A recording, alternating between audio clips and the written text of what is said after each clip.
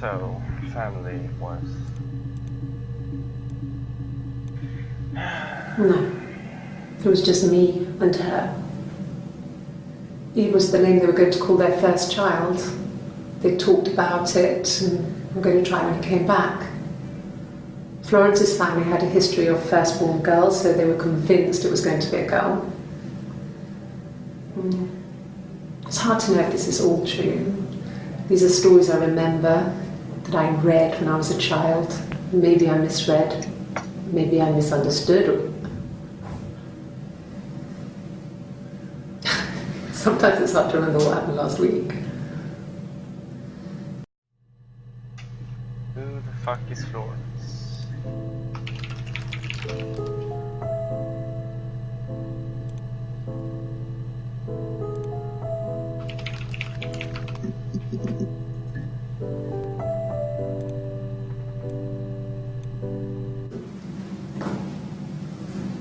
Across the road, where my parents first lived there, was a midwife called Florence.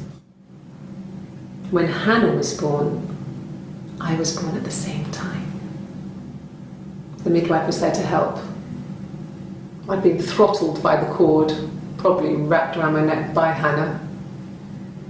The midwife told my mother I was dead, but I wasn't. She wrote all this stuff in a diary. Amazing what people will admit to on paper.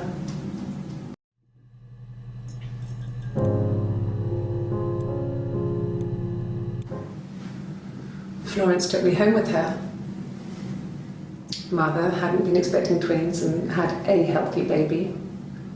I guess she was just happy for Florence to clean up. Take away the evidence that this was anything but a happy occasion.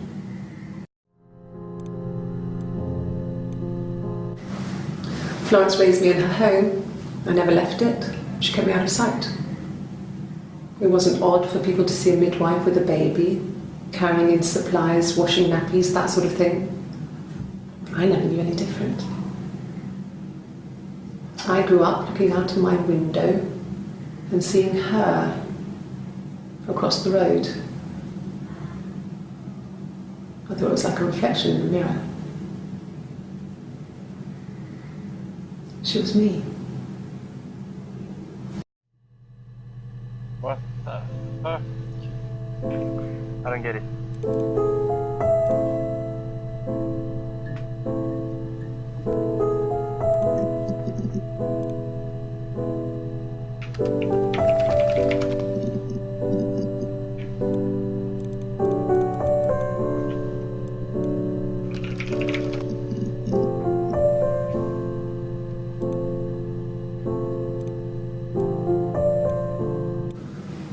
Fairy tales. Stories about lost princesses, evil witches, magical mirrors and lost children. So you see, even before I knew the truth, I'd found it in those stories.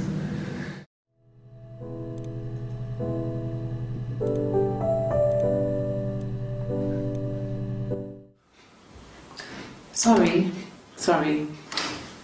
The picture, the way it's drawn, just reminded me of the books we used to read as children. I read those fairy tales over and over, and they were so real to me. Rapunzel was my favourite. My brain is just full of it. Oh, and you have these in colour.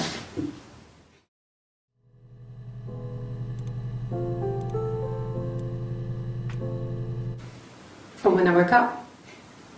Okay. I woke up, Simon was already up and he made me birthday breakfast of Eggs Benedict. We both had to go to work, so we saved presents till later. I got to work, had some birthday cake, children sang me happy birthday, then I came home. The birthday meal was a takeaway, and Simon gave me his present, which I didn't mind. And after that, we talked about the baby. It turned into a big argument. Simon left. I was furious. I wanted to get as far away as I could and get some space to think. So So I left.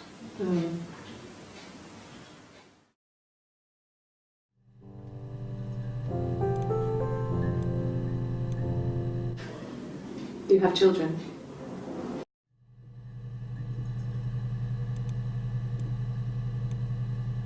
And the Glaziers. I worked there some weekends and Simon had a part-time job there too. That was Eric's generosity. He was always good at helping out other people's children. Simon was quiet, more thoughtful than the other boys. Even then he had a sense of craftsmanship.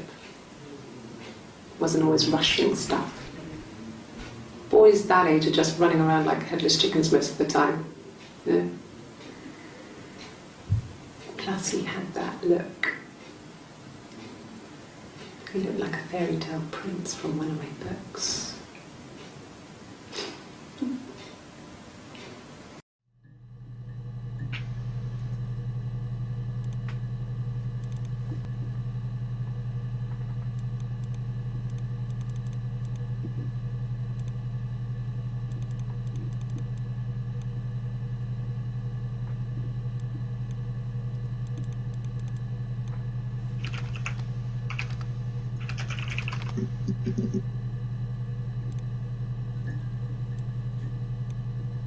Well, she wasn't my real mother, but she raised me.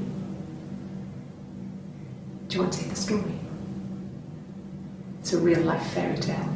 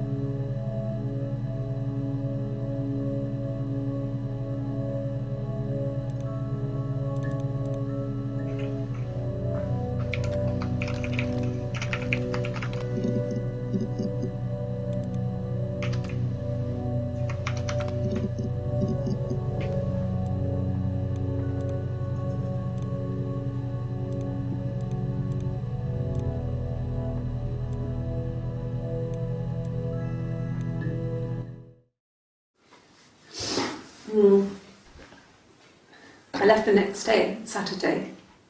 I slept for a few hours in the car.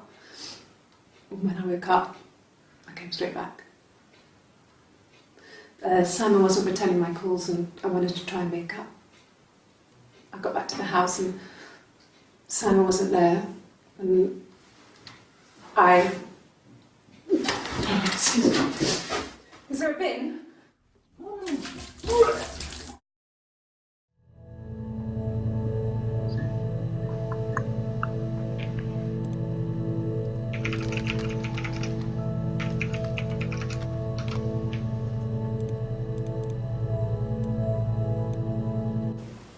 Okay.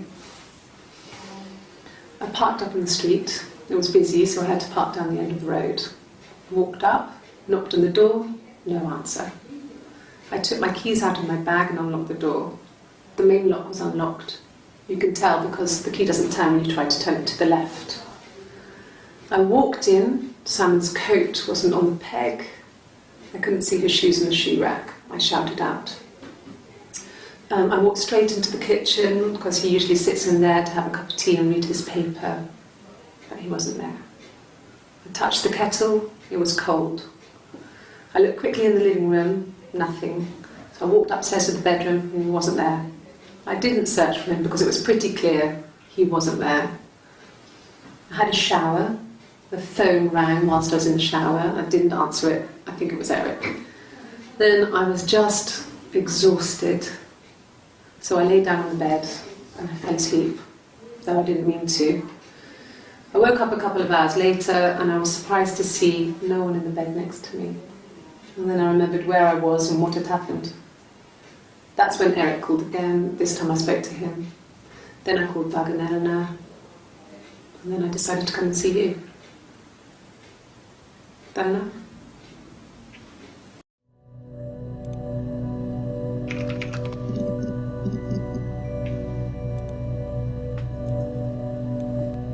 Yeah. I've been round to Doug and Eleanor's and they're very worried. I feel sorry for them.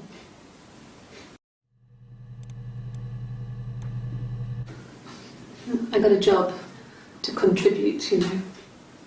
Doug knew someone and I got a job as a dinner lady at the primary school. They said it didn't matter if I could cook or not, just don't poison the kids. So you see, it's always been complicated between me and Simon. It's never just been the two of us, there's always been pressure.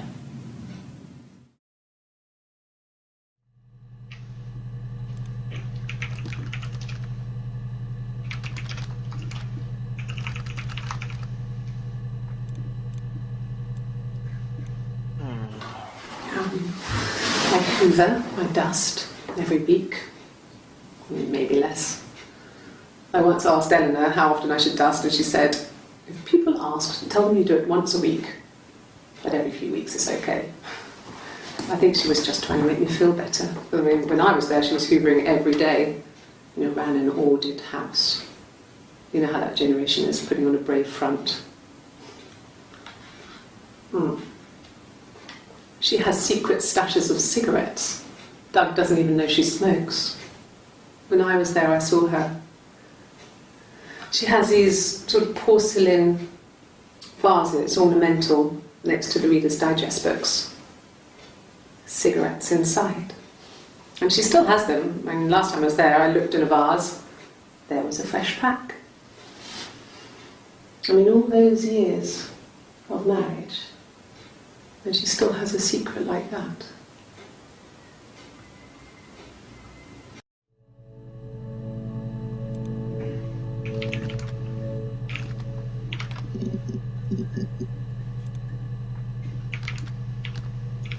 How the fuck do you spell her name?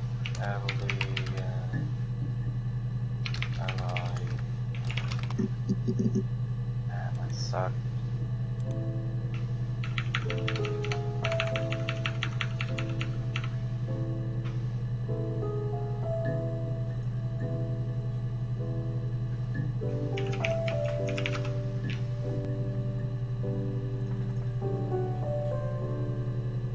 That it?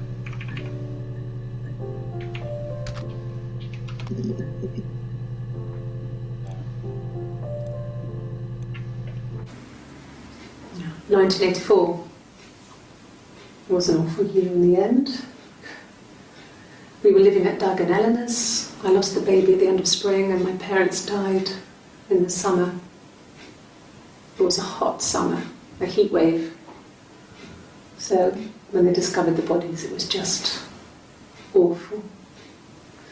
Because of the circumstances, them dying together like that, they brought in a lot of police. A forensic entomologist. I had to look that up. It was because of the heat. It's just awful.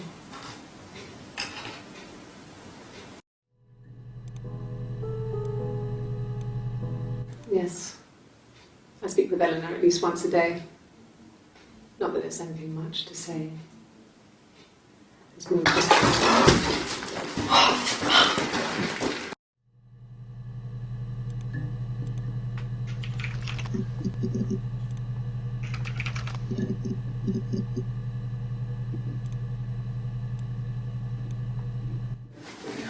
No, I'm okay. Fuck.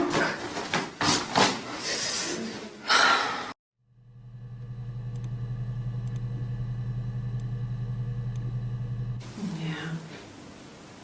They'd gone to bed feeling ill, thinking it was flu or something.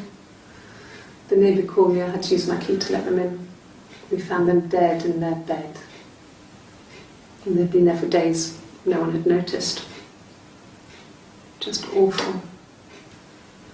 It was so soon after my miscarriage. The worst year of my life. I'd been so happy to get married, and after that it was just like, fuck.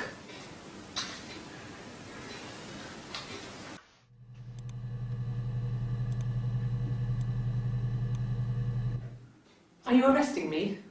No. Fuck off. Open this door.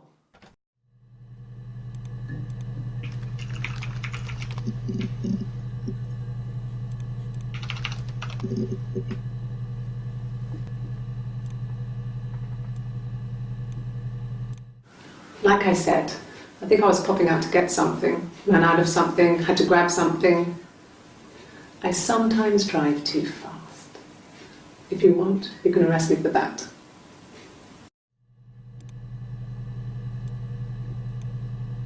This is really weird. This is a nice of them. This is where you take people when it's time to arrest them.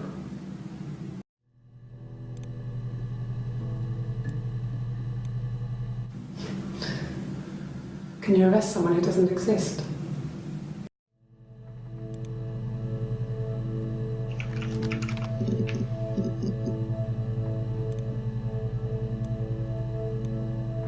No. The parents decided there would be a wedding. And after the wedding, Hannah moved in with his parents. There was no way I could follow, so we were separated again. I stayed in the attic. It was hard. It's like I suddenly didn't exist. I would sneak out, but in case anyone recognised me, I started wearing a wig. Hannah and I would meet up in the park. I was trying to get pregnant, but I couldn't. I mean, I couldn't do it with anyone we knew, so it was sex with strangers, drunk guys I'd met in clubs, parks and alleyways. I was 17. It felt like I was being punished. But it was Hannah who had betrayed us. I had to stop when one of the guys gave me an STD.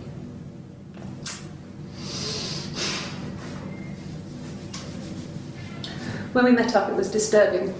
For the first time, my reflection, she didn't look like me.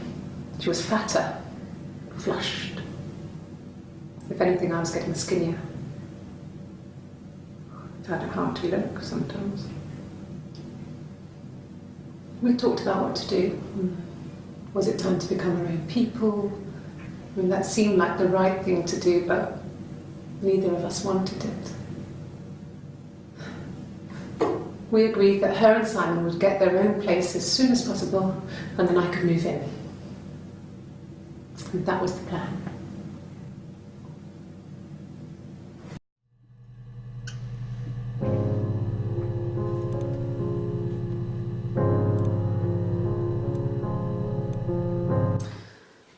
This other person doesn't exist.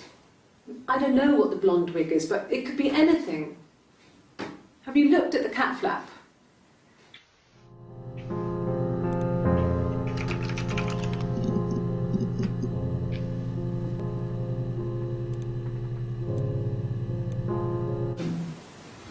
No, they were shut. Most of the windows were really hard to open anyway. It's stifling in summer. They were painted over by my dad. Could have left a door open accidentally.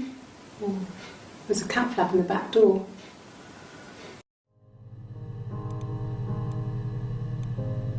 No, no cat. My parents had a cat before they died called Domino. It was this little black thing with white dots. And we never did anything about the cat flap, but a you were thin, you could maybe squeeze through it.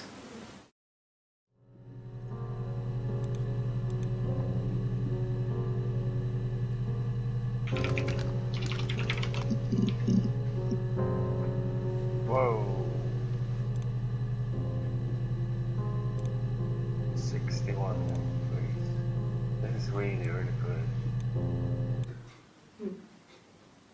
Simon Smith.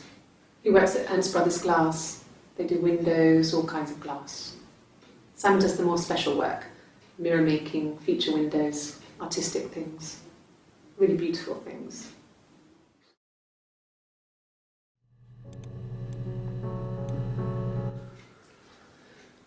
Simon is 6 foot, darkish blonde hair, average build.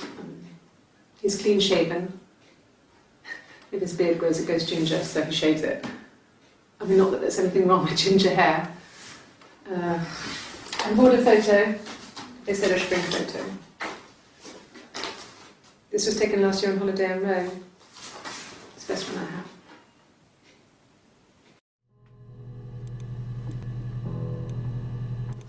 It's the Rockington Arms, the Rock. It's run by a nice couple, Peter and Susan. There's some other regulars there that Simon likes to drink with, and the barmaid they're having sometimes, Helen. Peter said Simon had been in and had a few drinks.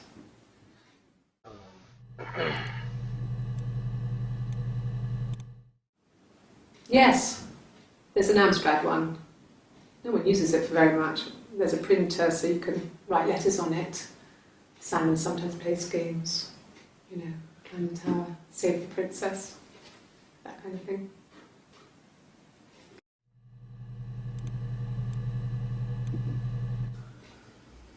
Simon isn't the type to run off or do anything crazy. Someone must have done something to him, or there must have been some kind of accident. So what do we do next?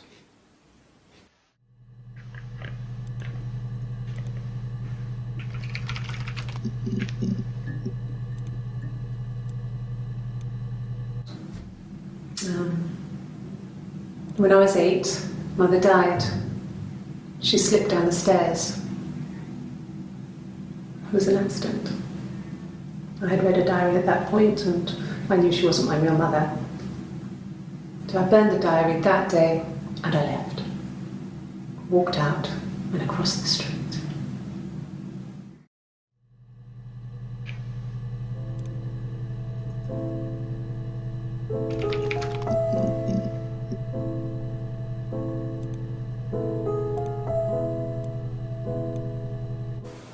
Okay.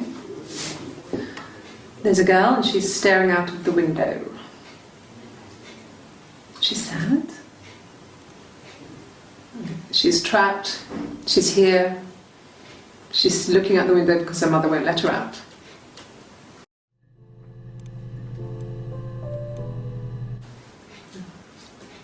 It's Rapunzel. The story starts when she's born. Mother Gothel, a witch, takes Rapunzel from her parents and keeps her locked up in this tower. Rapunzel gets pregnant by the prince, and Mother Gothel is furious, so she cuts off her hair and throws it. Actually, her hair's already short here, so that's already happened. So she throws her into the wilderness, and Rapunzel is reunited with the prince, who's blind, but she kills him with her tears, and so it's a happy ending. Is that too much?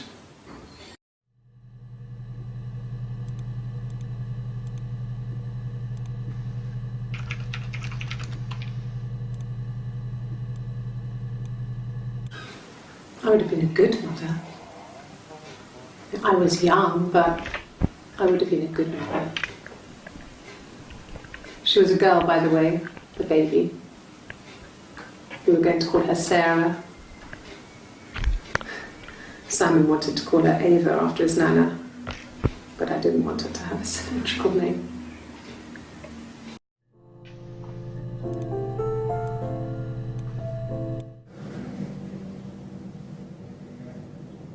My mother called me Eve.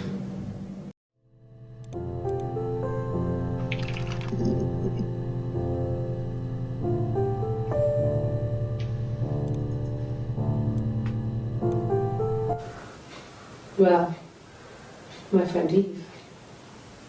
I mean, she was a friend from when I was a kid. And she was always more popular with the boys, and I used to hate her for it. I mean, really hate her sometimes.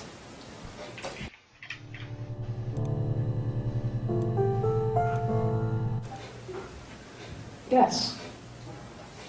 We'd fight. We fought on the beach once, and I held Eve's head underwater. There was no one else around. It was at the far end of the beach, and I held her head under, and I kept it under. And for a moment, I just wanted to kill her and watch her drown. But that was it. It was just a moment. We made up after. It was a love-hate relationship.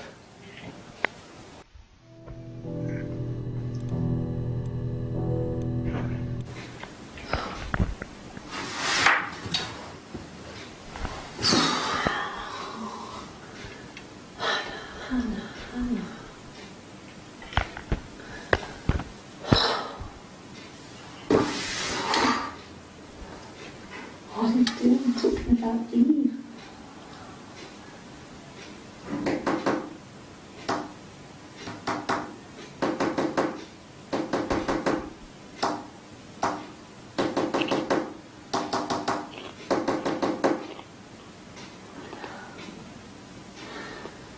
Poor son.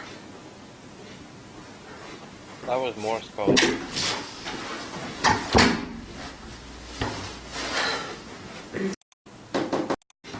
Talking about Eve.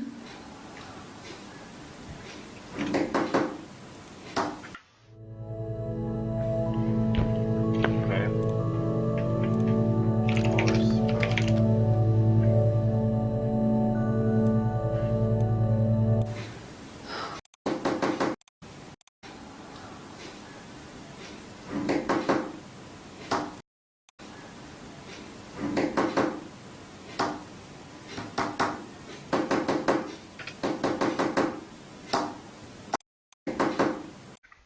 Talking about Eve.